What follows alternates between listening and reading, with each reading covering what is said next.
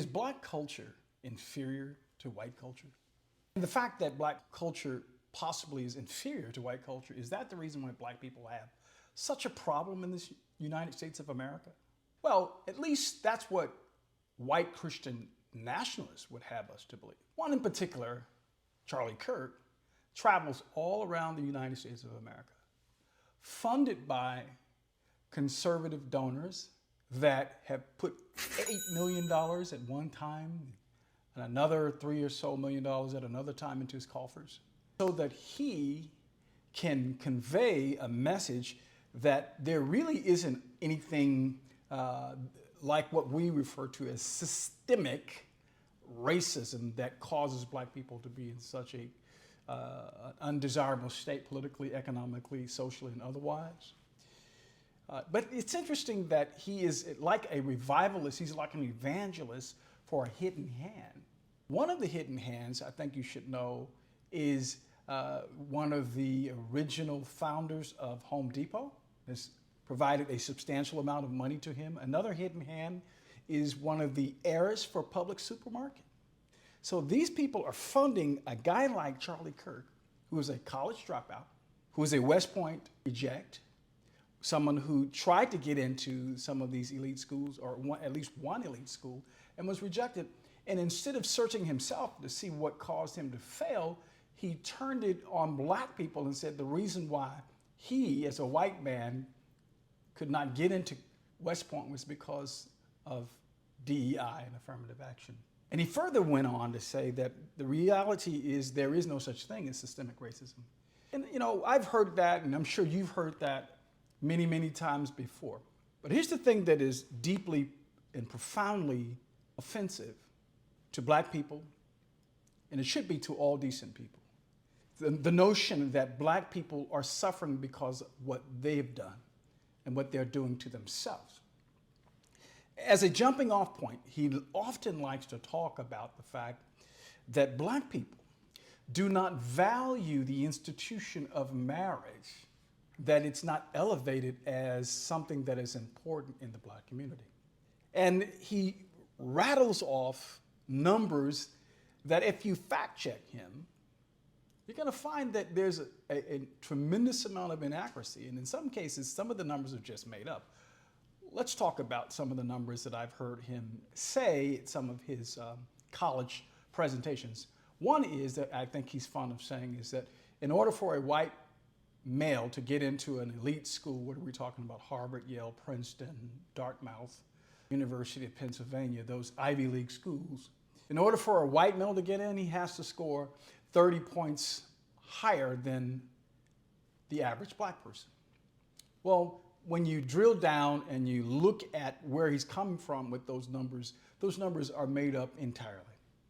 There's no study, there's no report. In one instance, he said that there was a lawsuit involving the students for fair admissions against the University of Harvard that went all the way to the Supreme Court. That is true. And what was being challenged was the use of race or affirmative action in the college admissions decision process. That is true. He said that case showed that a white male had to score 30 points higher than a black person to be admitted to Harvard. That is a complete fabrication. But he says it, if you listen to him, he says it with such eloquence and such confidence.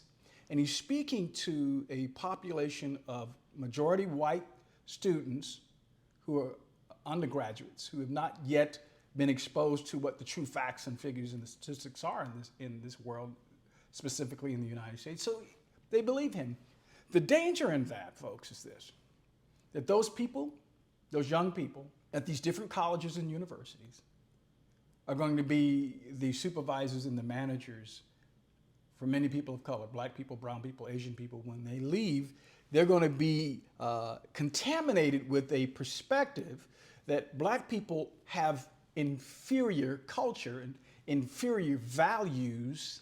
In short, when you start talking about inferior values and inferior culture, what you're playing to implicitly is a much larger narrative, a much more abominable, egregious racial trope, which is that black people are inherently inferior. Now, it should be important to note that Charlie Kirk is not the first nationalist or Christian nationalist to do that. In the 1980s and into the 1990s, there was an Indian gentleman by the name of Dinesh D'Souza, who was the darling of the Republican Party because he was a man of color born in Bombay, India, and he was traveling around the country. He wrote a book in the 1980s titled Beyond Race, and essentially he was saying the same thing, that racism doesn't really exist. It's just in the minds of black people, and black people have inferior culture. And so we now have someone taking up the mantle, Charlie Kirk, and he's saying that as well. Then one of the other statistics that he puts out there, which is egregious, which is problematic, which can be debunked, is that 1 in 5 children, 1 in 5 black children live in a home where there is a father. Now, another way of saying that is 80% of all black children live in a home where there is no father. Now, the Center for American Progress says that that number is not true. The true number is that 53% of all black children live in the home with their father, 53%.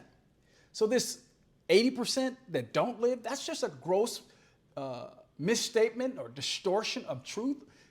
And I'm assuming, based upon how he says it and how often he says it, that he knows it's not true.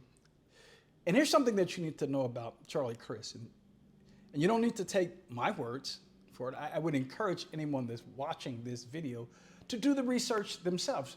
Look at the CPS figures. What are the CPS? The CPS is the community, the Community Population Studies.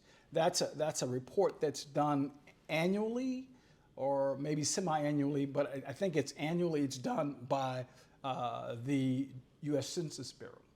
And it puts these numbers out here. So this 53% of black children living in homes with a father, that's not my number. That's the CPS number.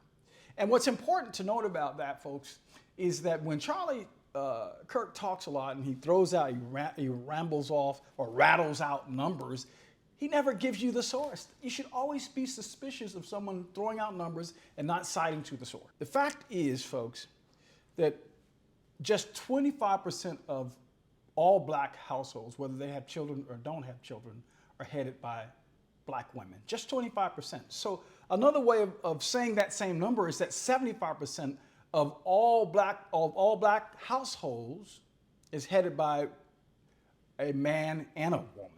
Okay, and then you also have to look into this. The structure of black families is very often going to involve the inclusion of a grandparent, a grandmother, or a grandfather. So they're not exactly like your traditional or your typical white family.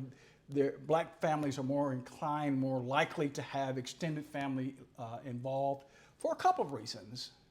One of them being because it adds to the financial base. But Charlie Kirk speaks as though he cares about what's going on in the black community, that he wants to get to the bottom of it. But actually what he's doing, as I said before, he's allowing himself to be used as an instrument for the unseen hand. Who's the unseen hand? White billionaires. What white billionaires? I've talked to you about one of them, the one who started Home Depot. Folks, you need to think about that. Who's actually out there trying to undermine us? Who's actually out there funding people who are putting forth a false narrative about who black people are and what their potential is to perform in places of employment and other places and spaces where they want to be and need to be? Who's out there trying to knock down the reality, the actual notion that systemic racism exists? It's these big funders behind the scenes. The Lindy Foundation out of Pennsylvania.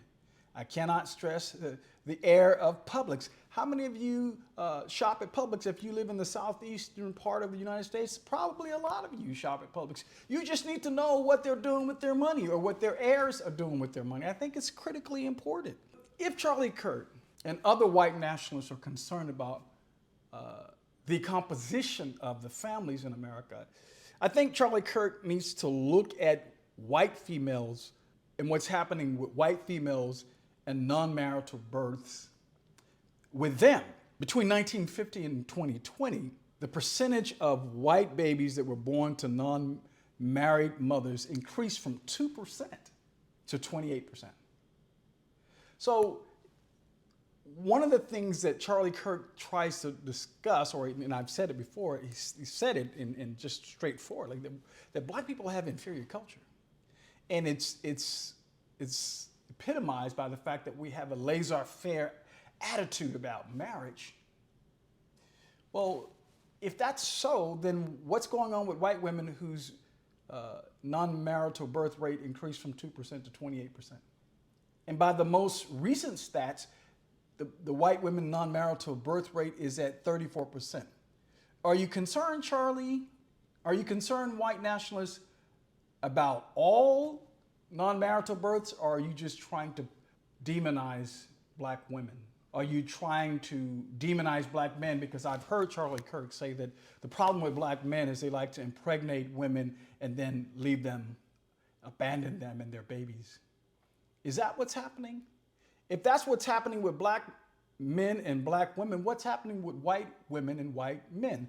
The numbers that I've provided to you are from the CDC and from the CPS and from the US Census Bureau. I invite you, I encourage you to not listen to me, obviously not to listen to Charlie Kirk, but to do your own research. It's important. Why is it important?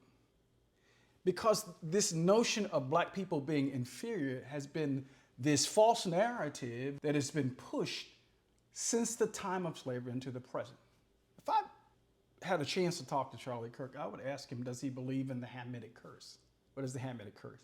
That black people are cursed by God. And that's the reason why we've suffered around the world, because God is punishing us, because God put white people in control of us, and therefore it's never proper for black people to be in control of themselves.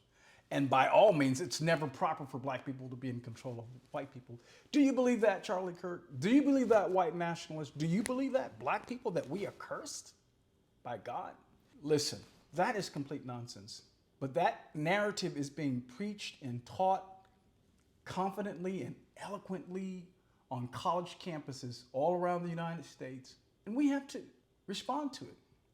We can't let that false narrative stand, because when you allow your opponent, your enemy, to define you, it sticks. And if this current wave to push black people backwards politically, socially, economically is going to be effective, one serious aspect of the plan, the strategy, is to define us as inherently inferior. One aspect is to define us. It's a soft assault. It's not a military assault. It's not guns and handcuffs and prison cells. It's a soft assault. Well, the way it is that black people are just inferior. They can't help themselves. They love to have a lot of sex. They don't want to take care of their children once the baby comes. That's just who those people are. It's their own fault. We cannot allow that lie to stand. It is lethal. How is it lethal? When our lives are taken by police officers and everything is put in the scale, then those that are the decision makers having this false information say, well, it wasn't such a great loss to society because they really weren't that important. They weren't that moral. They weren't that ethical. They weren't that civilized. This lie cannot be allowed to stand. Tell me what you think.